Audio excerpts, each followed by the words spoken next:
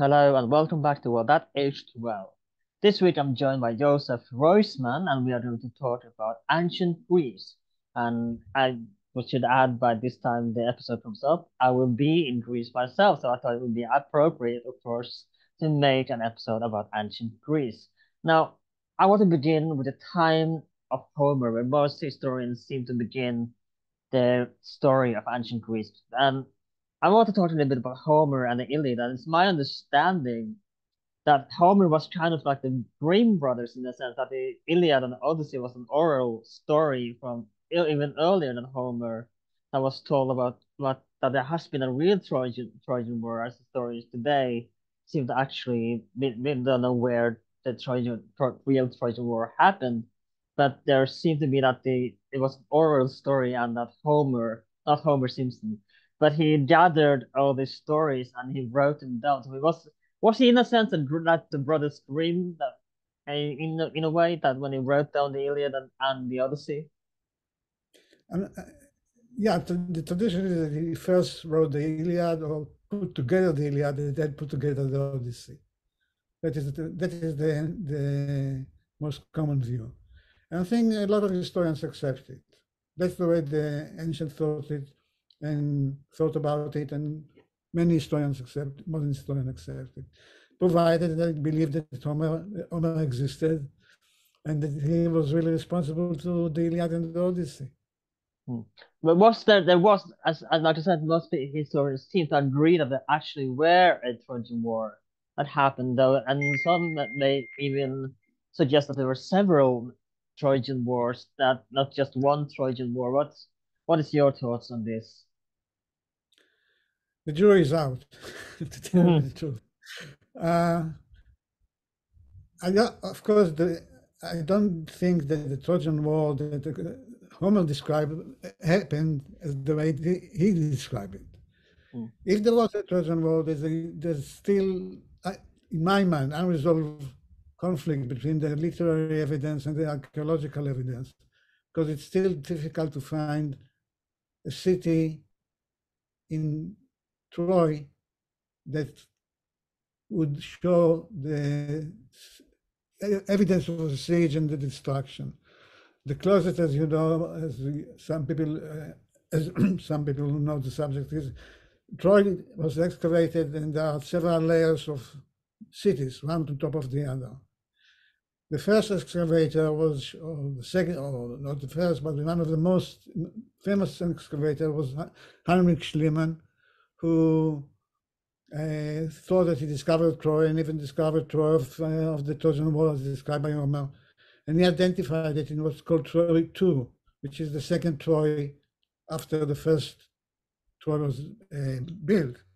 But the comparable time in Greece does not justify an invasion of Troy by Greeks, because the Greeks at that time, judging by the archaeological evidence, were not able to mount such an expedition or such a war. And there's also no evidence of destruction in Troy too. Anyway, the chronology doesn't work. The chronology that does work is Troy 7 or 7-2, but there too there's little archaeological evidence to support the war, and also the Troy is not very impressive. It's rather looks like a small town that does not justify a huge war or a very long war over it. So I think we need to live with this conflict for the time being. Although in recent years, people say that they discovered the trenches that made sure that the wall of Troy, that Homer talked about, but I'm still unconvinced. Let's talk about how Greek civilization came to develop and how, again, from the time of Homer and to the Greek civilization, ancient Greek civilization that we know and we are familiar with. So let's talk a little bit about the development of Greek society and Greek culture. Sure. So, well, as Greek history, like any history, is divided into periods. So following the story of Homer, refer to the time that Greece was flourishing. Maybe it was called the Mycenaean Age. The name was given by Schliemann, by the way. It's more or less between 1400 to 1200. And at that time, there's archaeological evidence that the Mycenaeans were pretty prosperous, quite well military development. There are walls, impressive walls. There are impressive art. And it seems to be also economic prosperity. That age ended in a bang, so to speak, in a big crisis. And that, which brings us to, in my mind, one of the most fascinating questions in Greek history is what happened, why they were destroyed, who destroyed them, and there are different answers. Sorry for interrupting, but is this the sea people that you're referring to? So that's one of the theories. So there are several theories. If you ask the Greeks, they'll tell you that they immigrated to Greece and took Greece by force from the local population. But their chronology is much earlier than the time describing, around 1200 BCE. So the most common culprits, if I can use this term in Greek history, are the Dorians. The Dorians were Greeks who spoke the dialect called the Dorian dialect. And the Greeks who spoke the Dorian dialect are found later in all the places the Mycenaeans were. And there are stories about the Dorian migration. So the most common identification of the people who invaded Greece and took it over are the Dorians. But that doesn't really work because there are no signs of newcomers at the time of the destruction, at the time of the destruction and following the destruction. Yeah, I want to ask because most modern historians seem to dispute that the Dorian invasion there was no Dorian invasion at all. That is my view. I should say that some distinguished historians think otherwise. They try to find archaeological evidence that show the arrival of new people, but it's very, very poor.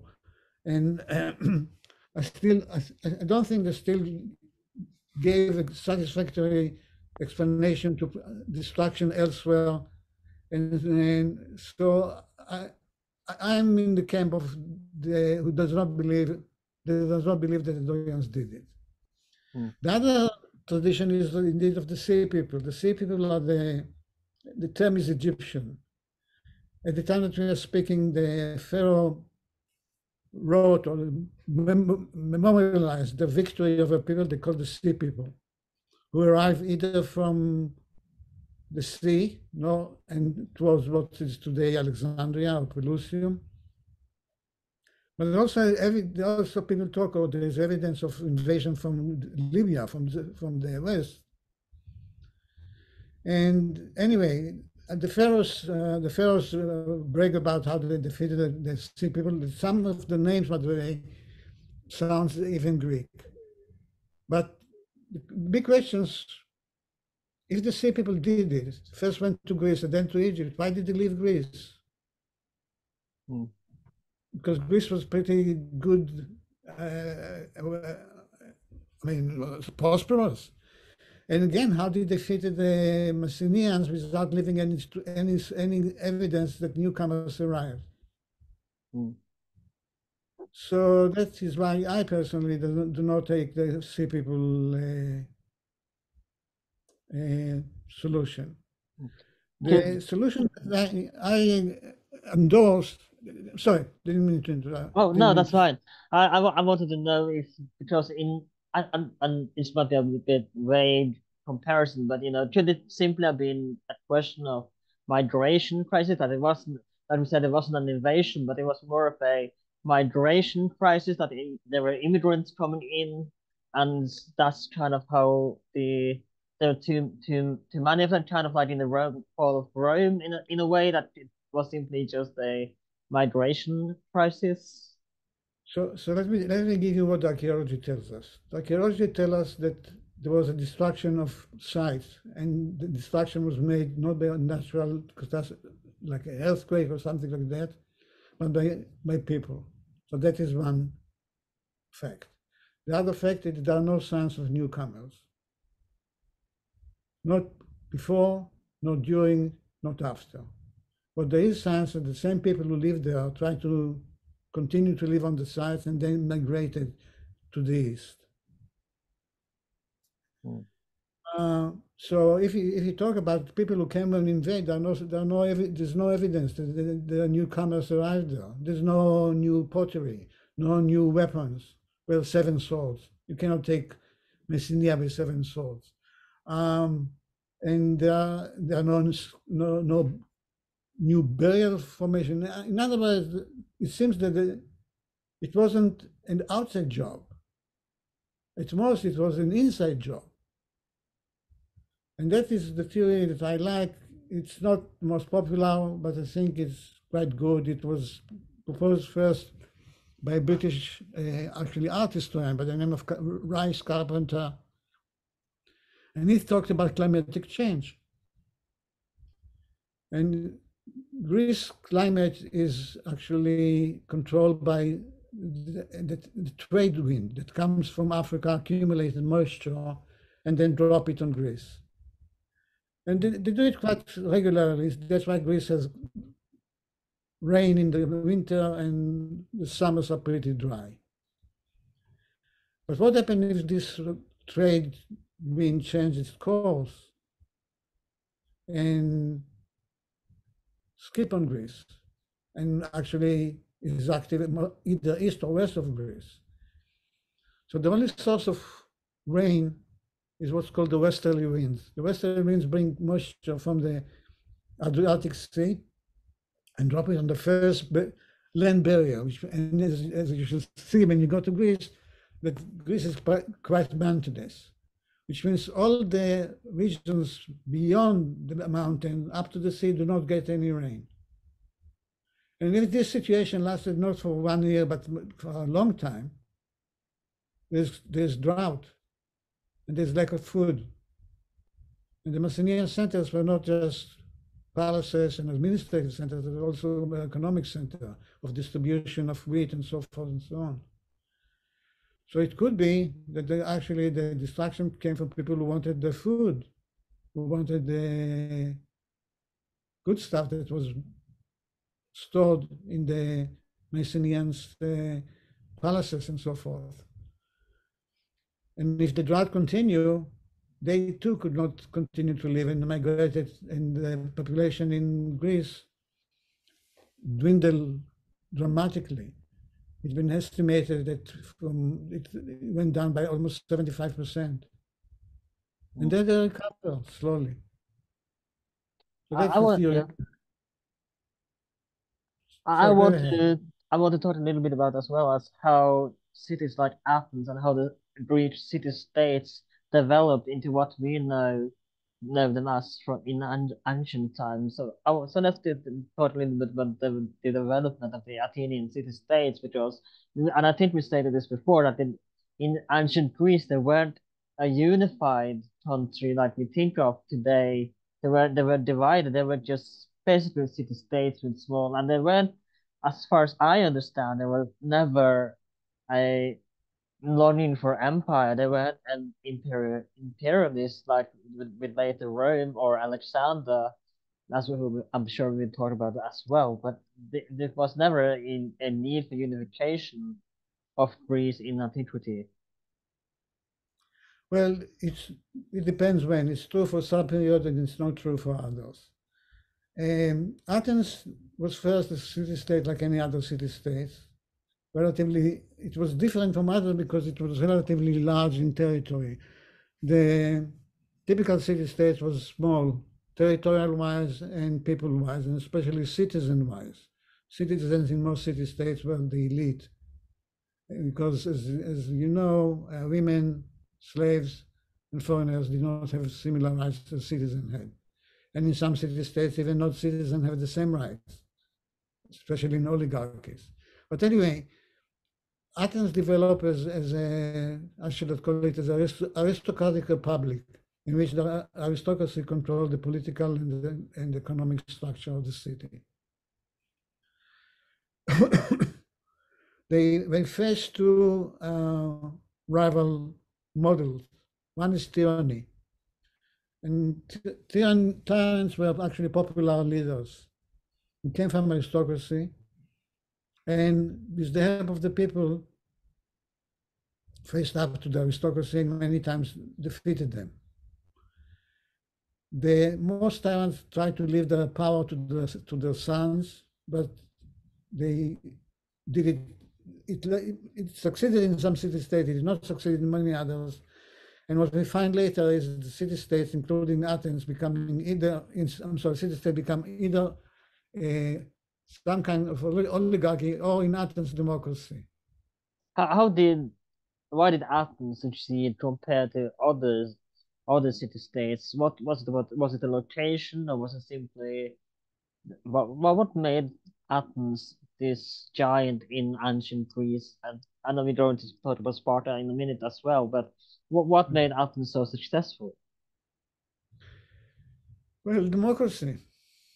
There was cooperation between the elite and the masses, and they believe that power should be given to the people. And since this is not a representative democracy but a direct democracy, it worked because people felt that they are involved in the city-state and they have a stake in that, and they better do something for the state. Also, the people fought more willingly in the army if you know that you have a say in the government and in the economy as well. So, and also it was good timing because most of the enemies, when they went to war, they lost. And lastly, Athens developed a navy, and it was one of the largest navy in the Greek world. And because they have this navy, they could go in other places in the Aegean or in Asia Minor and establish rule there. And when they did it, actually Athens had an empire and a maritime empire. And they're very happy with that. And so, yes, there's no incentive to be empire like the Romans had or with Alexander, but there were empires before, or what we could call mini empires. Hmm.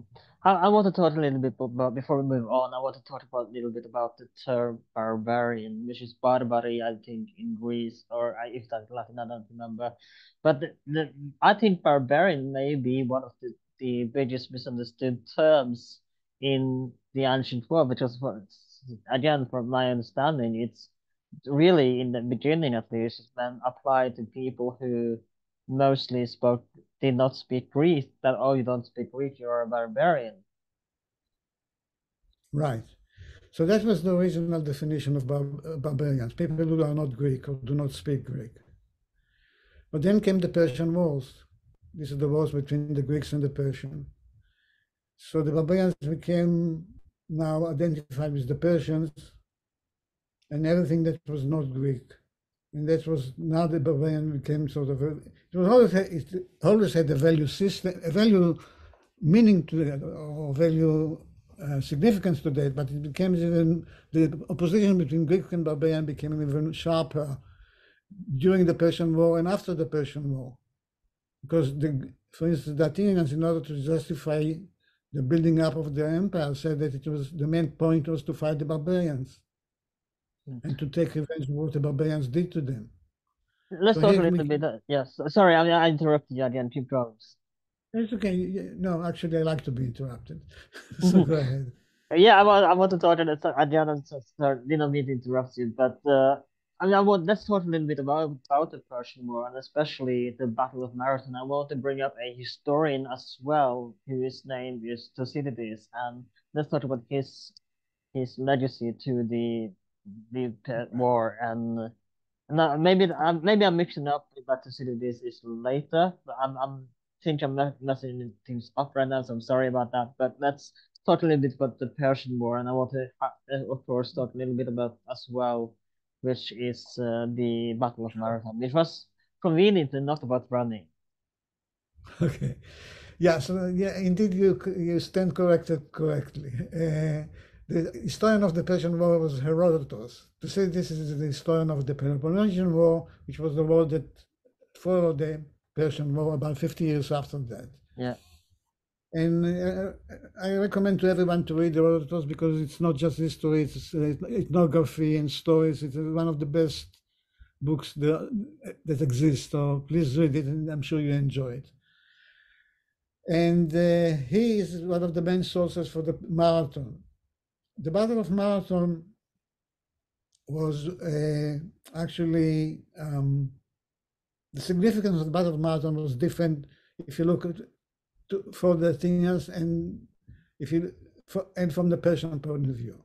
What happened was that there was before the Battle of Marathon, Greeks in Asia Minor rebelled against the Persian Empire that at that time reached the Asia Minor, Turkey of today. And Athens helped some of the Greeks in the war.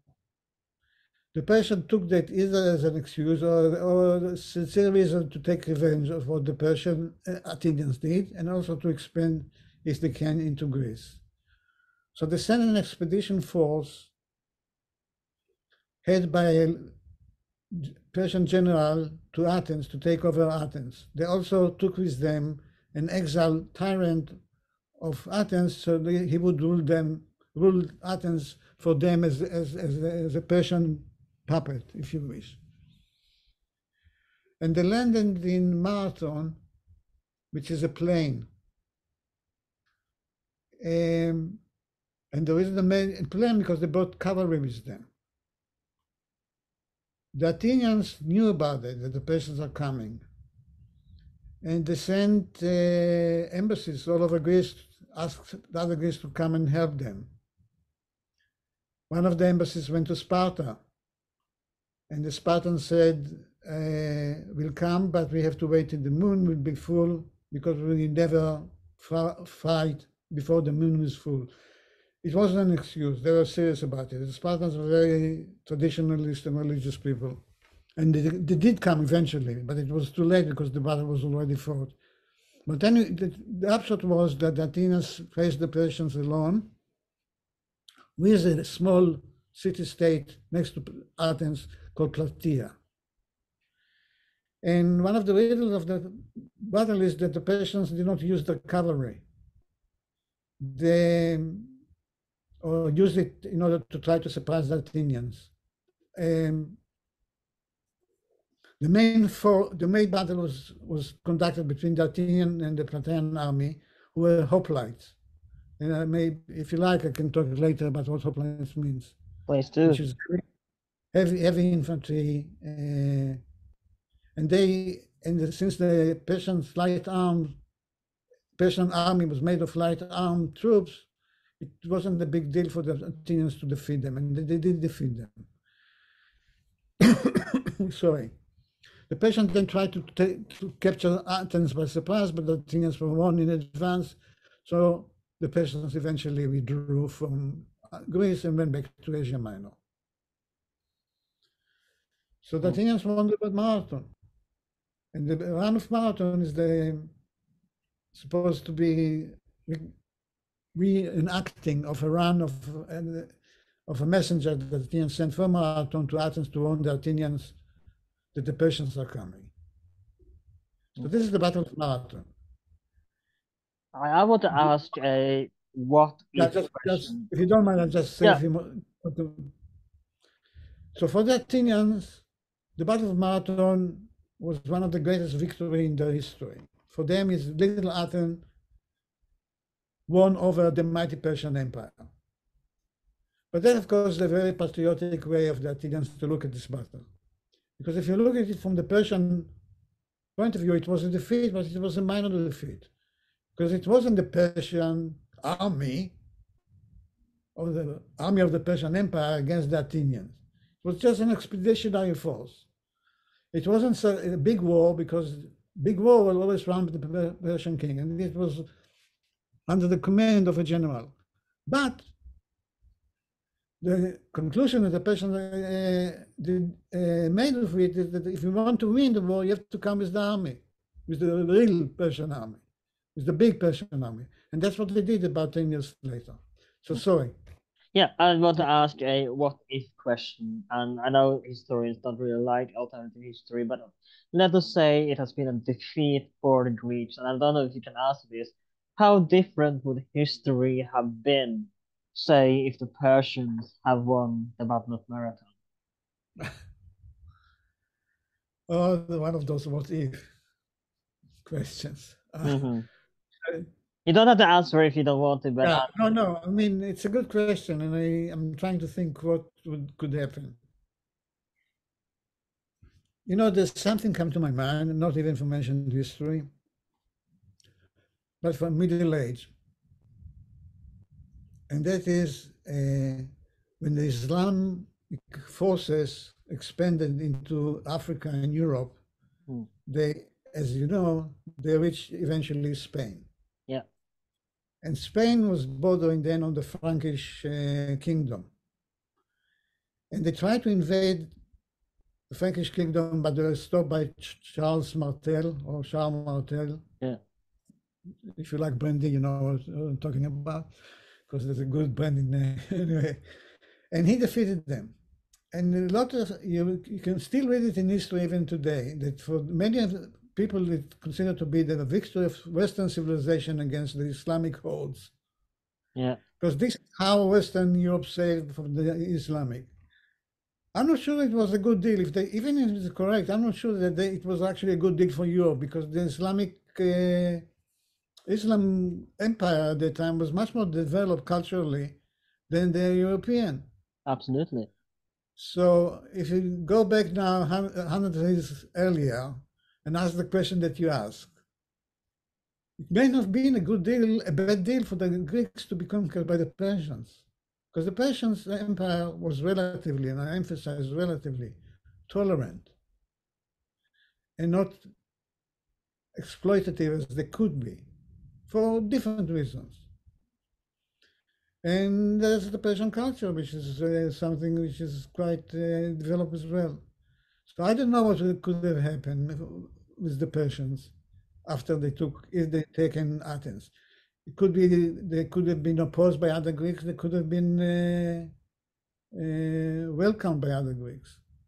But I don't think it would have been a disaster Again, in any. to do another comparison, it's that comes to mind in this. There is at the end of the Byzantine Empire, they rather wanted the Sultan's turban than the rule of the Greeks. So there's some, it should be kind of like that, as some people actually wanted the Persians to win, like you say. Right. Yeah. So you mentioned earlier, if I remember correctly, the term tyrant. So let's talk about early tyranny in ancient Greece because that's something that as well is kind of misunderstood because an early tyrant wasn't necessarily like a tyrant like Stalin. We think about Stalin or Hitler or Gaddafi or one of and in those kind of tyrant or even Caesar if you're gonna go so boldly. And then, but the term tyrant meant something a little bit different, at least in the early days of ancient Greece. So that's like this just a little bit about the term tyrant and Sure. tyranny. So indeed, Greek tyranny is not should not be associated with the image of tyranny. That came later, and I explain perhaps later why the tyrants have bad names. But the early tyrants, and there were several, there were tyrants in quite a few Greek cities. They all came from the aristocracy, and in many places they represent the people against the aristocracy. Whether they thought whether they went against the aristocracy because they thought that it was the right thing to do, or because they thought that they deserve better, that's something that it could be both, could be one of them. But the point is, the tyrants represented the people because they were populist against the aristocracy, and then became basically kings without a title. Um, they died. Many of them managed to leave the power to the next generation, the sons.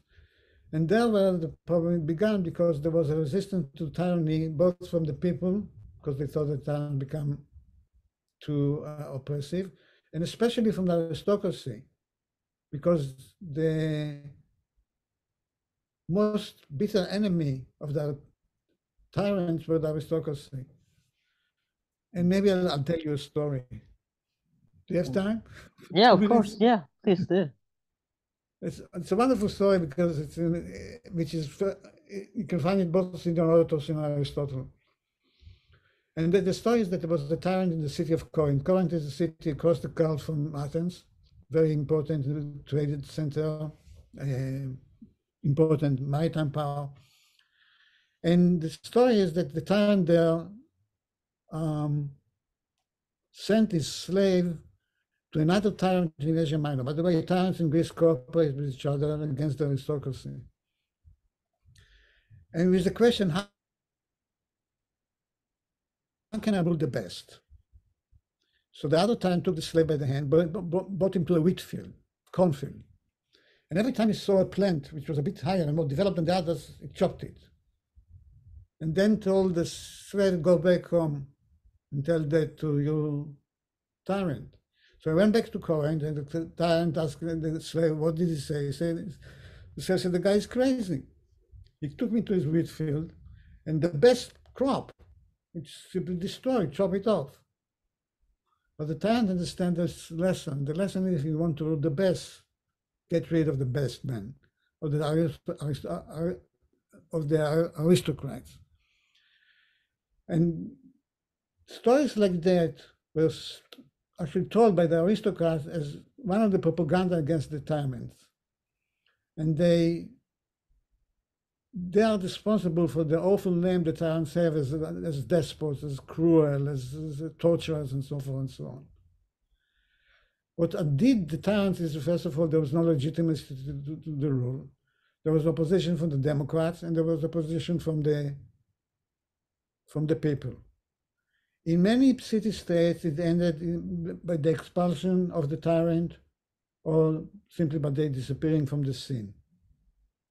And then the city became a republic again, or oligarchy again.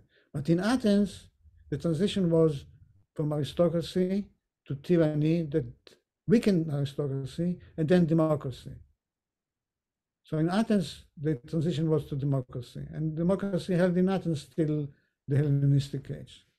Let's talk a little bit about how democracy worked in ancient Greece, because it wasn't really, there wasn't universal suffrage back in those days. So let's talk a little bit about, and again, it's not really, I don't think you can compare that well to modern democracy either. And it was an early form of democracy. So let's talk a little bit about how democracy in Athens worked. Sure, and I'll talk about Athens because that's the best known case of democracy. So it depends when democracy, at what time, because in democracy, although it lasted for a long time, it wasn't the same from the beginning to the end. So I'll talk about the classical democracy and how it changed. So the rule is that people every citizen has the right to rule and be ruled. And you accept the fact that other people have power over you because they are magistrates who were elected to the position by the people. There are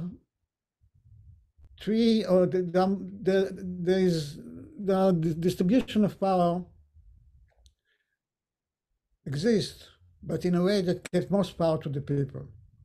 So there is the magistrate are people who are elected by the people. Magistrates are office holders who are elected by the people, and they cannot serve twice in the same position for a long time. I'm sorry, unless you're a general, you cannot serve in the same office for the second time. Generals are allowed to run for office as long as they can. Then there's the council that prepare the agenda for the assembly, and the council represent the people according to tribes. Tribes actually it means where you live, a residential area. And then there is the assembly that has most power because they decided the election, they decided the legislation, and they're both the electorate and the legislative body. Unlike today, that there is a separation between legislature and the people who vote in the election. And the assembly, as I mentioned, decided most important things. Now, of course, not everybody can come to the assembly, and many people did not. And the assembly itself could accommodate only between 6,000 and maybe 12,000 people. So when we say Athens voted, actually it's not Athens, it's only 12,000, say, male citizens and adults. Children, slaves, women, foreigners could not vote. So when we talk about Athenian democracy, it's actually democracy within the elite, not within the state. Okay? And the assumption is, or the principle is, that what the people decide is correct and right. There is no really attempt to prevent majority rule, even though it can hurt the minority. And let me give you just an example. What do I mean? One of the interesting mechanisms of getting rid of politicians in Athens was called ostracism. And that is once a year, the Athenians can vote on expelling someone from the city who has to go for 10 years of exile, and only after that he can come back. They don't touch his property, but he has to go to exile. Why? And here's the crux. Not because he did something wrong, but because people suspect that he's doing something wrong or will do something wrong. Now, in the eyes of the law, nobody is guilty unless they did something wrong. And this is not the case here. Why the Athenians thought that nevertheless it is justified? Because whatever the people decide is right, by definition. It was only later, toward the end of the Peloponnesian War, it was the 5th century, that the Athenians realized that there's something wrong with that. The people sometimes can do wrong and be wrong. So they decided that now there'll be what's called constitution. They don't use this word, but there are laws, there's certain laws. And the laws cannot be changed unless you go through a very cumbersome procedure. And if you do something against the law, then you'll pay for this. So in other words, as one Athenian, a modern historian put it, the Athenians moved from what's called the sovereignty of the people to the sovereignty of the law. And in that respect, they resemble us more than the early version of the Athenian democracy.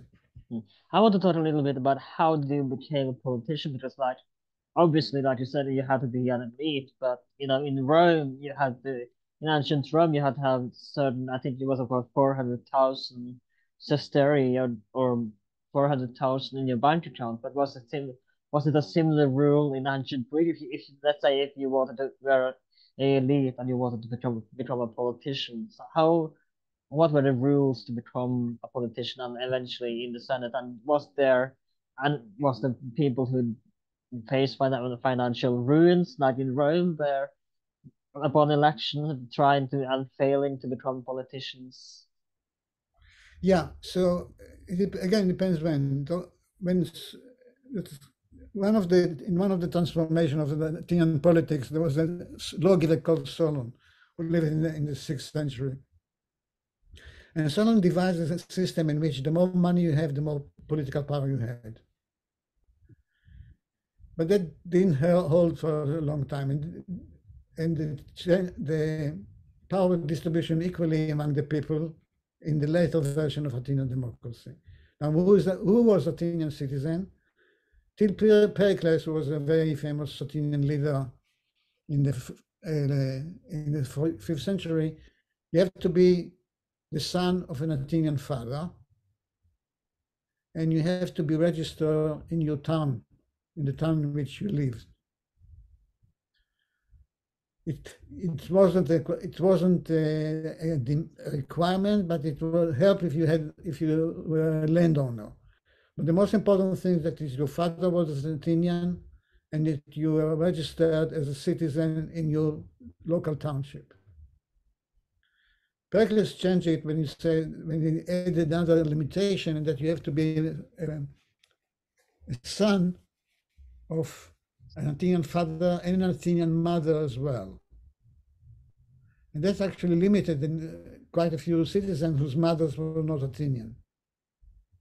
And that was actually his point, to make the elite, the democratic elite, even more elitist than it was before. And that definition of citizenship held for a long time. And there were times in later Athenian history that they tried to limit the citizen body, and they would indeed make it dependent on the amount of money, how much money you have. But as long as Athenian was democracy, in most of the time, it was the way I just described. I want to talk a little bit about Sparta as well, because of course, in an episode about ancient Greece, it can't do it without having to talk about Sparta. And what I find fascinating is that they actually had two kings. It wasn't just one. They were a monarchy, and they had actually two. So how did this work? How did they manage to have two kings and have a rule with ruled? That function, and how did let's talk a little bit about Spartan society as well, because they were very much a militaristic city-state. So, and then of course you have to talk about their rivalry with Athens as well, and the Peloponnesian War. Right. Well, the Spartans were weird, and one reason they were weird, as you say, they had two kings as opposed to one. If you ask the Spartans how come you had two kings, they'll give you their answer. They said, well, there was this king and he had twins. And instead of deciding who of the twins would become king, they made both of them kings. But that's only a later explanation. It's probably wrong because the kings came from two different families. Modern reconstruction thinks that there are local leaders. I'm sorry for interrupting you again, but I want to know, was this a dynastic kinship or was it an electorate kinship? It was dynastic, but it's a good question. Aristotle thinks that the king was actually an office or magistracy, and the reason is because there's a lot of limitation on the power. It's not like absolute king like the king of Persia. So the power of the king was mostly to lead the army. He has some judicial power and some religious power. So indeed, he's more distinguished and elevated than regular citizens, but it's nothing to compare, say, to kings in the East, in Mesopotamia or in Iran, that are absolute kings and have much more power. Besides, they can depose a king, and that Spartans did it. And did it not, I wouldn't say frequently, but it happened quite a bit. And they did it because the king failed or did something wrong. So in that respect, yes, they were a king, but they were also like an office.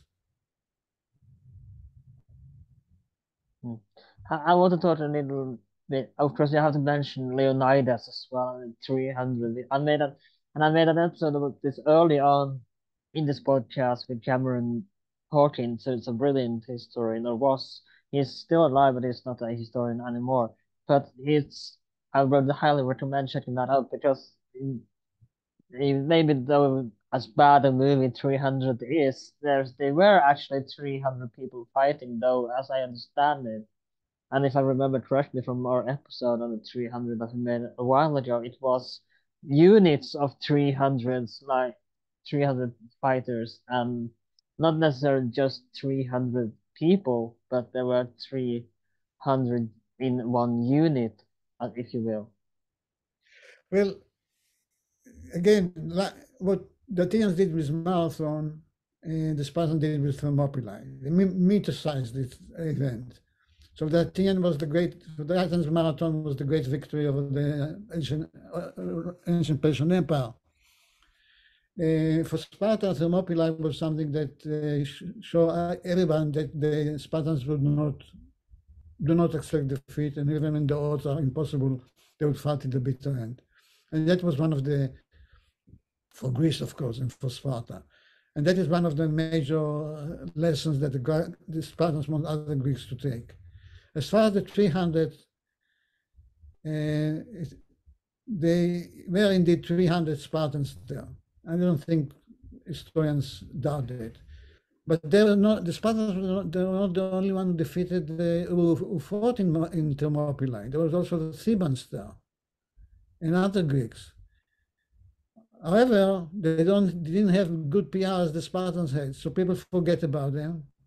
Or in ancient times, there were attempts to underestimate or their contribution to the battle. They fought against the Persians till they decided to move south, and that was really they were in desperate situation. And if I may be so bold to do another comparison, it's kind of like when the Gauls entered Paris and they had a speech that France defeated the Nazis occupation with just France and no one else.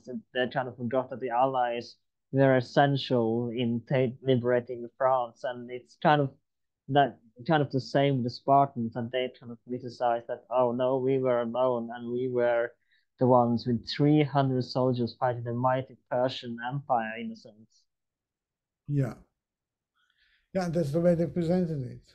And of course, they made Leonidas into a hero, and they brought his remains to Sparta, and there was a big temple made, a big monument made for him, and Leonidas became an extremely important king and a role model for Spartans and other Greeks.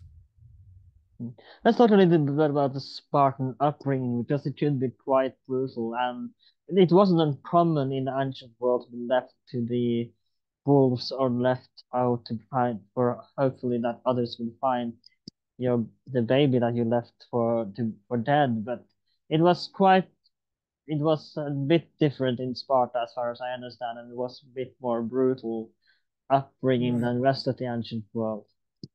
Right. Again, it's like everything in life, it's complicated.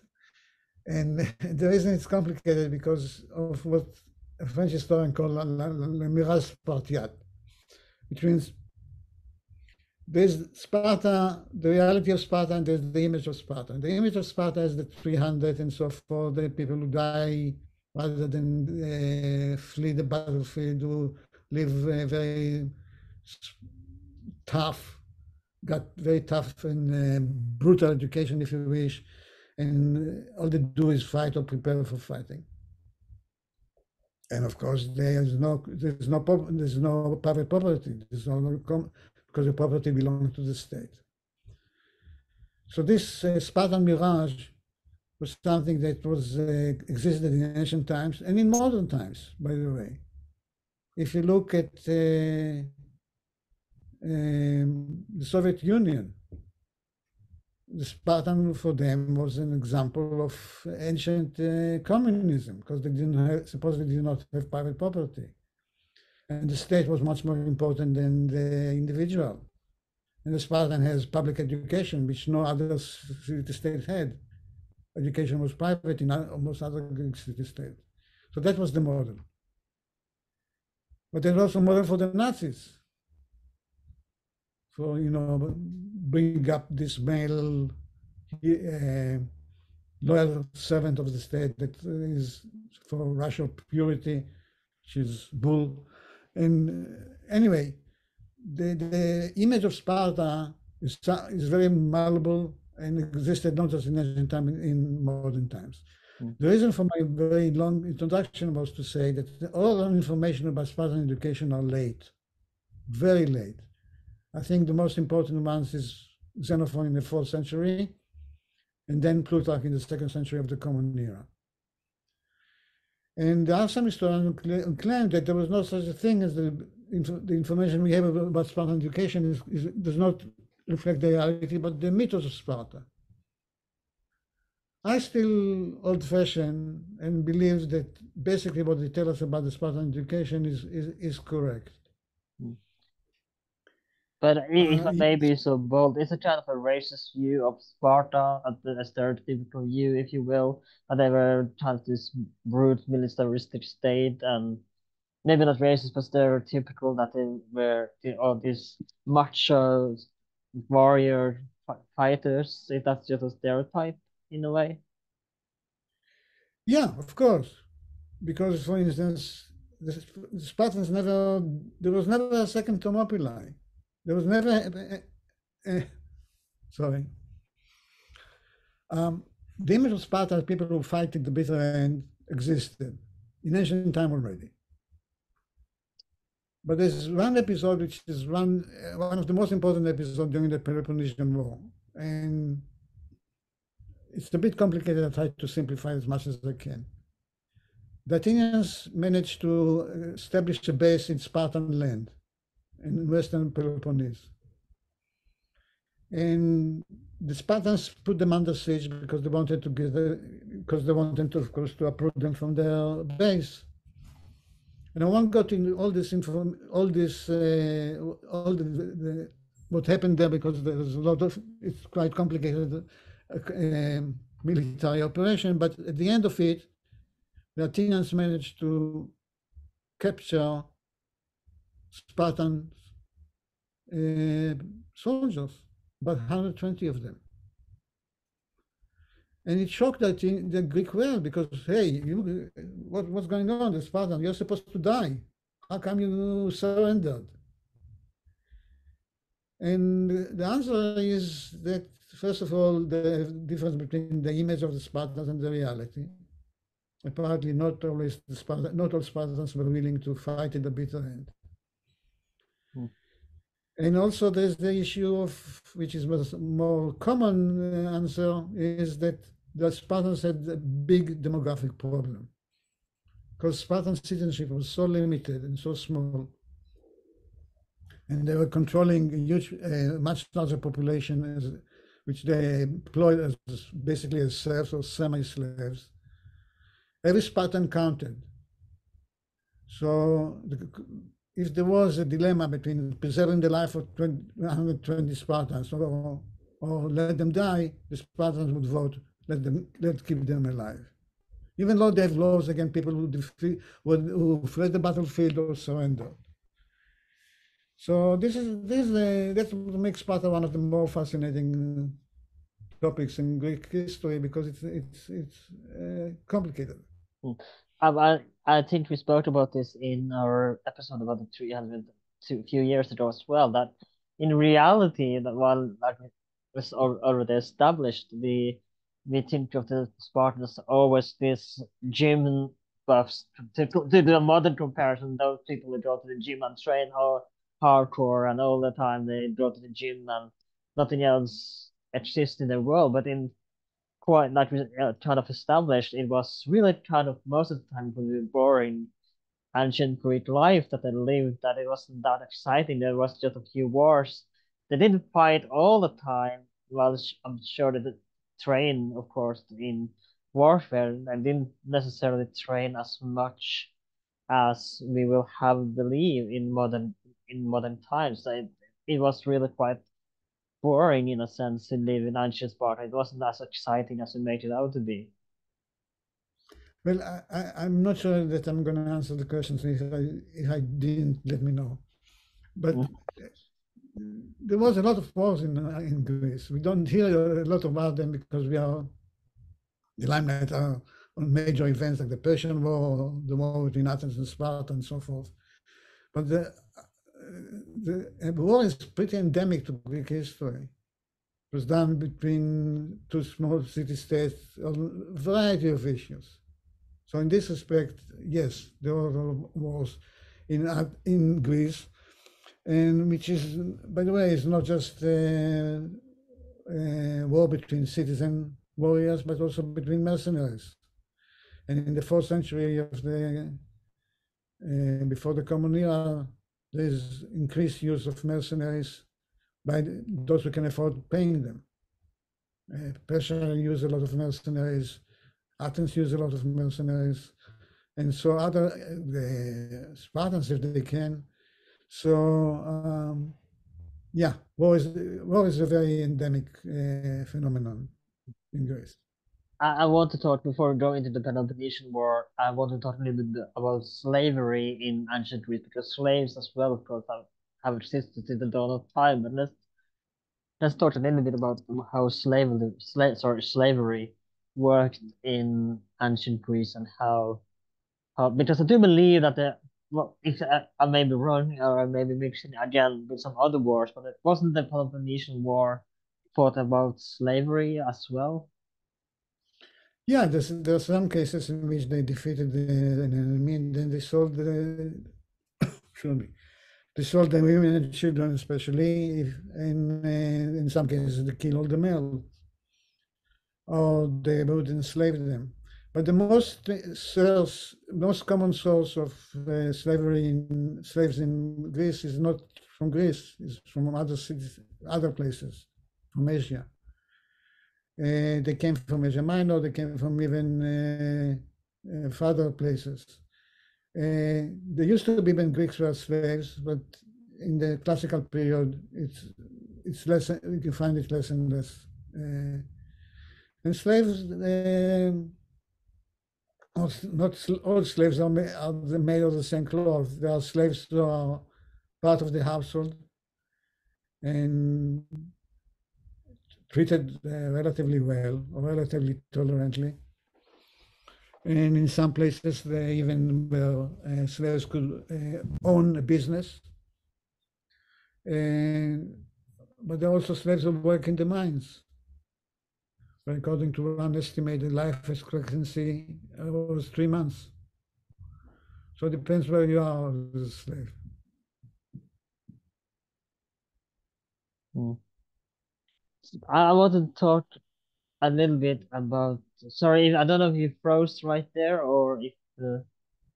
Yeah, I want to talk as well, of course, about philosophy because we again it would be criminal not to mention about Socrates and Plato. So let's talk a little bit about philosophy and the giants of the time, of course, and how they will develop modern or ancient rather philosophy. Yeah, I, I wouldn't pretend to know to talk about Greek philosophy because it's not really my field. But I'd like to mention one dimension that probably is not very well known, but they are not very popular. Philosophers, which are teachers, many times were teachers of the elite, and they were thought as they spoil them and corrupt them. They teach them how to cheat. They teach them how to say things which are wrong, but in a way that are persuasive. Um, and many of the philosophers indeed were members of the elite or the teachers of the elite because they charge money for the education. And tuition with some good philosopher could be very expensive, much more expensive than today. Mm. This is part of the popular image of philosophers that many people, or some people may not aware of it. As far as the great ideas of the philosopher, yes, indeed, the most important philosopher congregates in Athens because that's where the money was and that's where the intellectual activity most pronounced. So you have indeed Socrates, and before Socrates, people generally called pre-Socratics, and after that, Aristotle. Mm.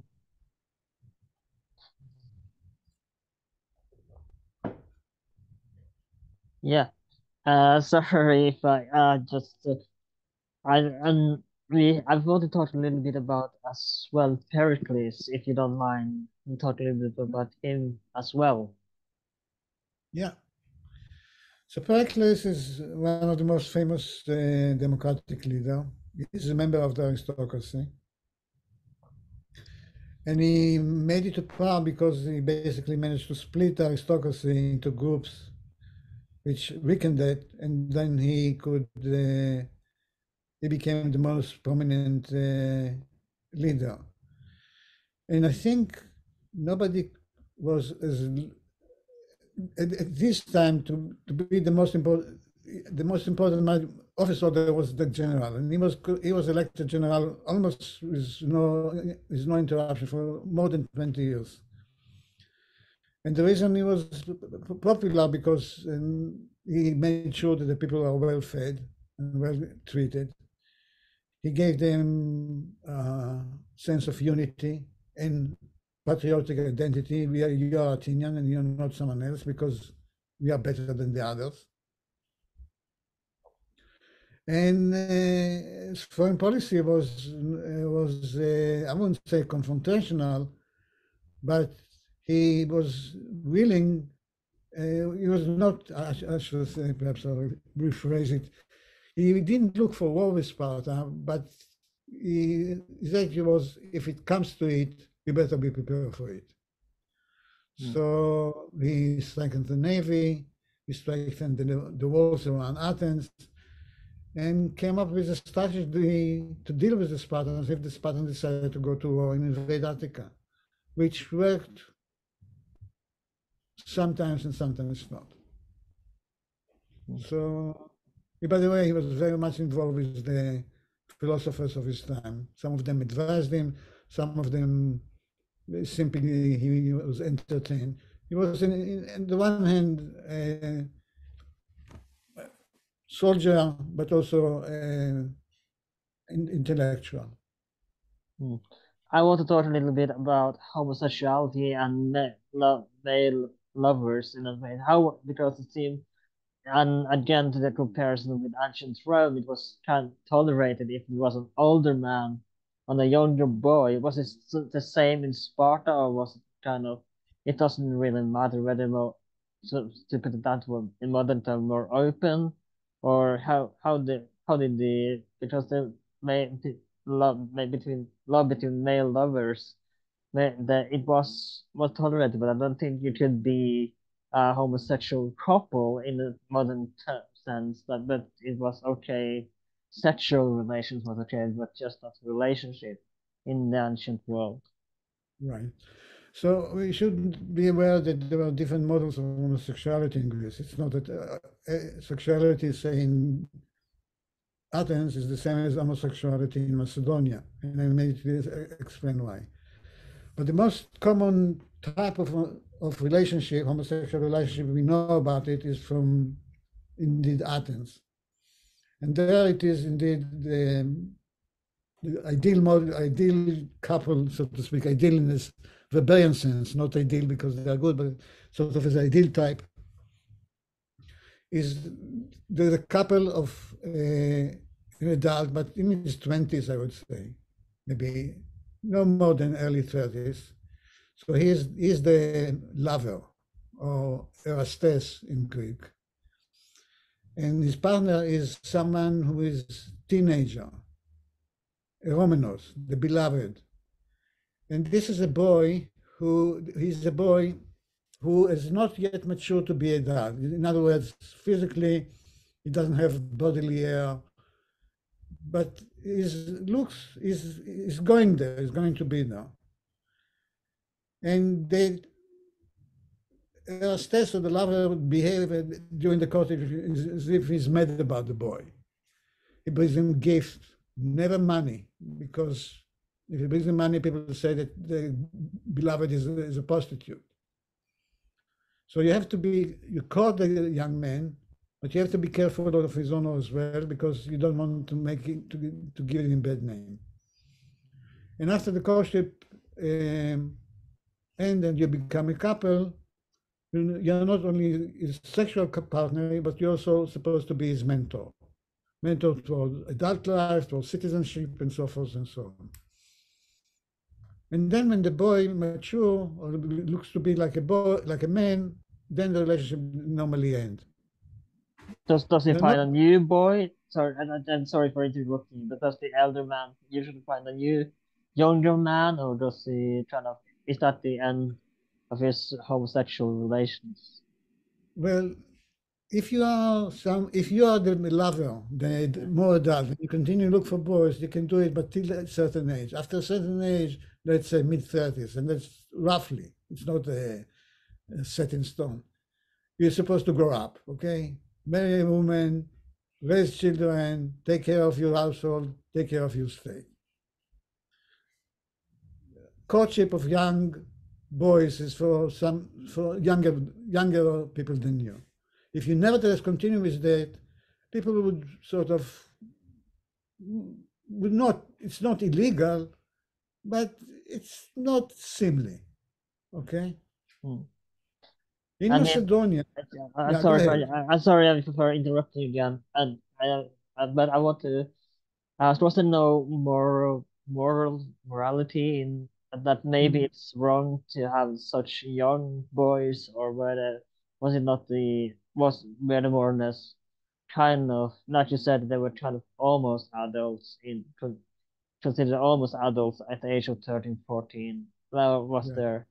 was there kind of what we would call pedophilia today? Is there was there any more questions there, or didn't they bother about this? Yeah. Well, you again, it's not a matter of legality. It's a matter of what the norm, and the norm is that you're not supposed to corrupt the boy. You're supposed to educate him. You're supposed to take care of him. You're supposed to introduce him to others, and that is why indeed some boys are very coveted because they come from, say, from a big important family, and sometimes the lover is very coveted because he comes from a very important family. So there's also this issue as well. But the boy supposed to play sort of the unreachable, the unattainable. And Avant eventually he would give up. But again, the matter is, so people would not say that he's too easy, or he's a slut, or he's giving his favors to others for money. There's a lot of tension in this kind of relationship. But if you keep them, then it's very common. There's no moral sense of the boy for being a beloved, and there's no moral criticism of the adult man for being in love. The relationship are perfectly reasonable and acceptable. In Macedonia, by the way, there's no the age limit. The age difference doesn't play a part, and you can be a lover even of an adult man. There's nothing wrong with that in Macedonia. In Greece, in Athenians would say no, that's not good.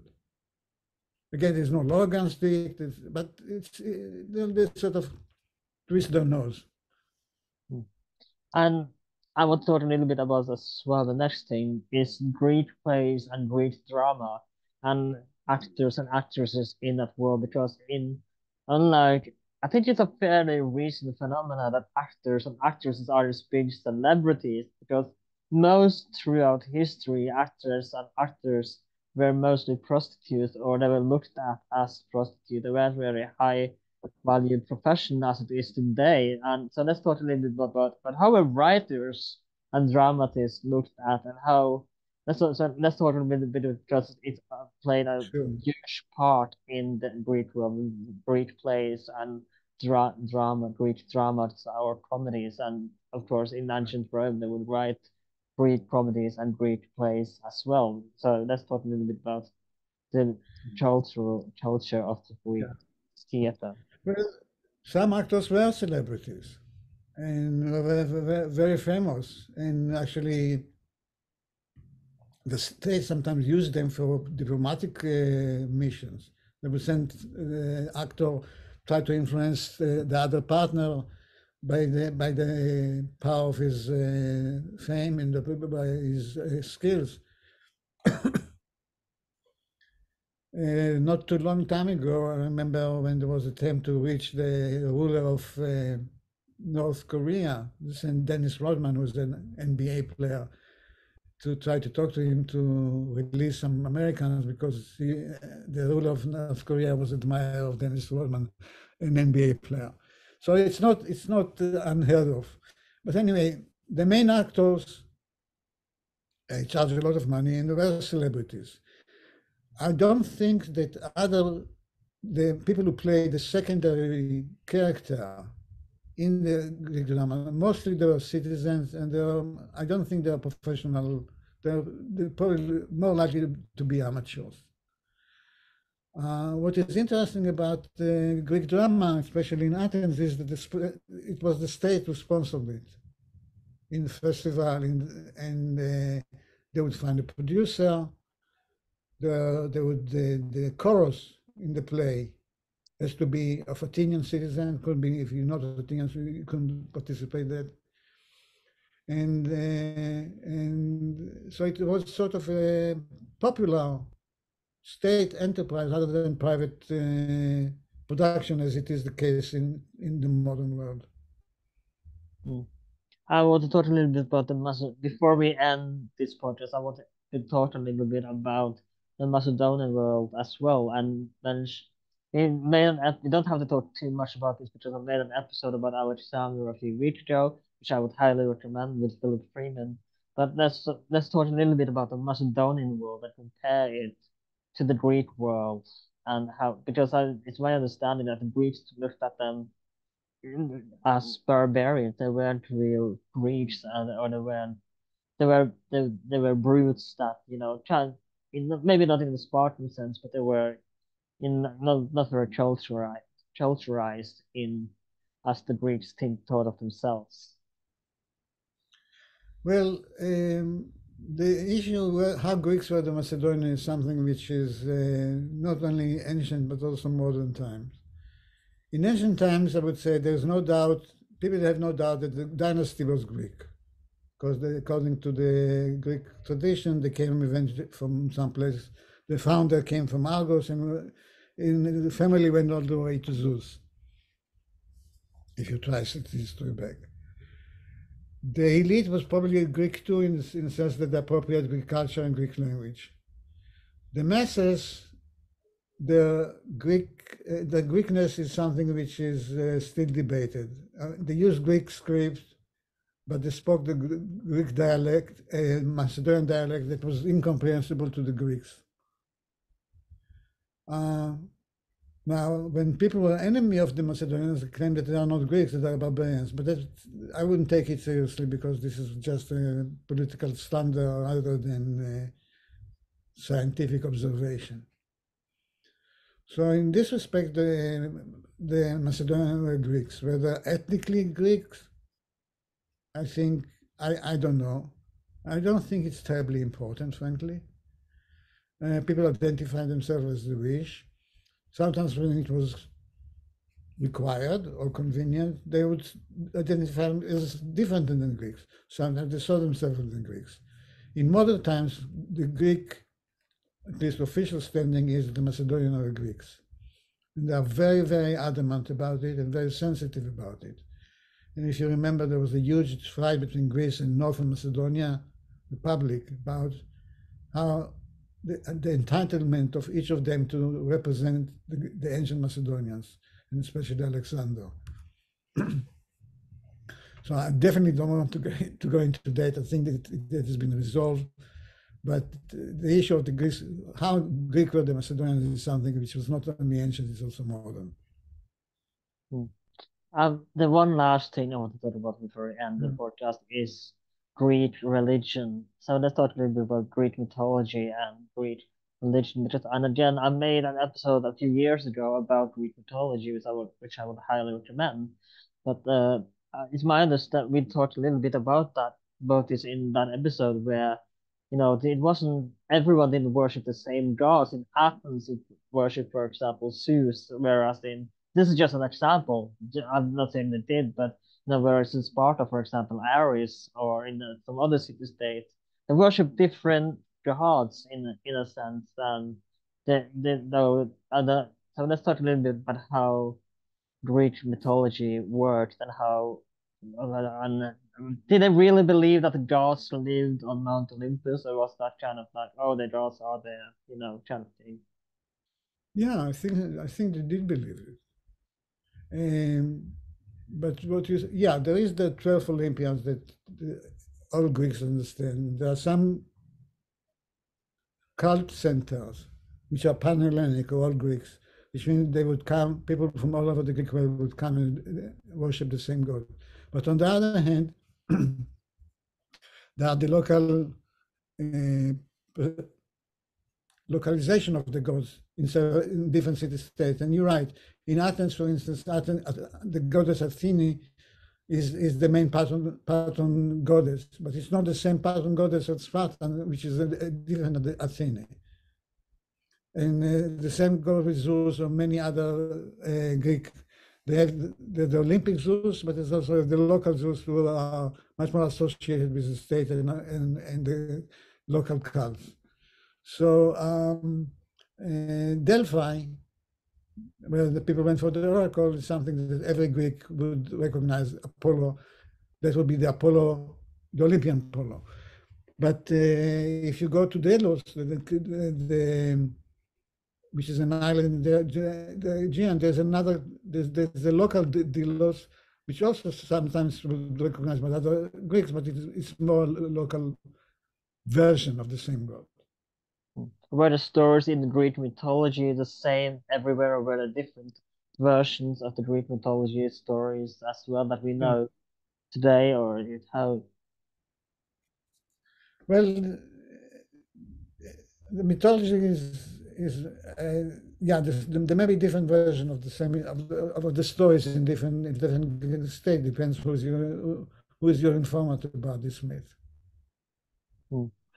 And it's my understanding that in the modern Greece, there are still people practicing and worshiping the Greek gods. And do you know anything about the new, for lack of a better word, cult that surrounds the ancient god that people in modern Greece worship? Or do you know if it's, I don't know if you can answer this, but is there a big percentage of Greeks that still believe in the ancient world and that worship the ancient gods? I really don't know. I must say I never heard of that. That's fine. That's But fine. Don't worry. yeah, but I would love to see what they're doing and I how they're want to doing. thank. I think we're gonna round it up. It's been a great pleasure to have you on the podcast and talk about ancient Greece today. Before you go, do you have anything you want to promote or any social media, or if people have any further questions about ancient Greece, where can people find you? Well, I just want to show. I thought I wrote several books, but I'll show only two of them that may be of interest to the students. So just bear with me. Let me find the copies.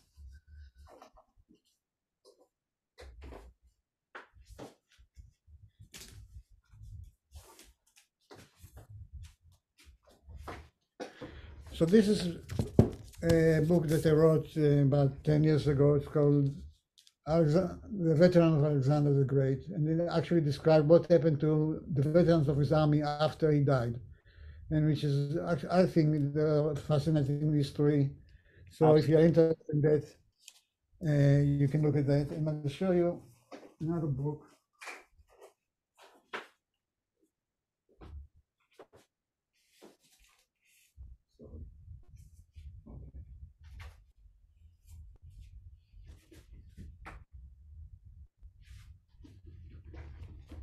This is, those of you who read Spanish, this is a book of 8 generals in Greece, which I think were very important to the Greek welfare. So it exists in Spanish edition, but also in English edition that I can't find right now. That's fine. So, but you have to believe me. So it's called the art of command by 8 Greek generals that changed Greek warfare. Again, it's been a great pleasure to have you on the podcast. I really enjoyed this conversation.